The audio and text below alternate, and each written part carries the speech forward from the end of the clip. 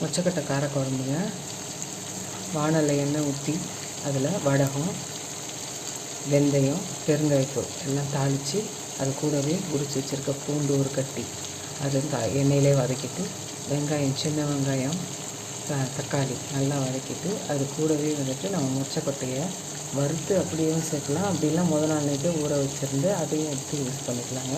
அந்த எண்ணெயிலே போட்டு வதக்கிட்டு கூட ஏதாவது ஒரு காய், கத்திரிக்காய், வெண்டைக்காய், இந்த மாதிரி ஏதாவது ஒரு காய் போட்டு நல்லா வதக்கி வச்சுக்கோங்க. நல்லா எப்படி பாருங்கள் வதங்கிடுச்சா. ஒரு எலுமிச்சம்பழம் அளவுக்கு புளி எடுத்து ஊற வச்சுக்கணுங்க. பாருங்கள், இப்போ புளியை கரைச்சி ஊற்றியாச்சு. அந்த புளியை கரைச்சி ஊற்றுனதுக்கப்புறம் நல்லா ஒரு எலுமிச்சம்பழம் அளவு போதுங்க.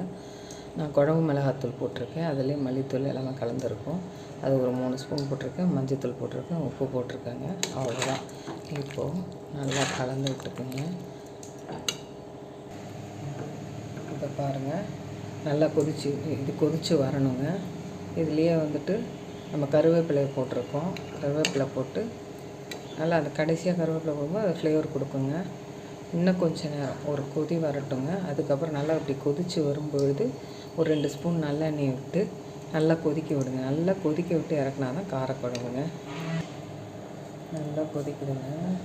இந்த ஸ்டேஜில் நம்ம இங்கே நல்லெண்ணெய் சேர்த்துருக்கேன். பாருங்கள் நல்லா சுண்டி வந்துருச்சு. நம்ம மொச்சக்கொட்டை காரக்குழம்பு ரெடி. பார்க்கவே இவ்வளோ கலர்ஃபுல்லாக சூப்பராக இருக்குது பார்த்தீங்களா. டேஸ்ட்டாகவும் இருக்கும்.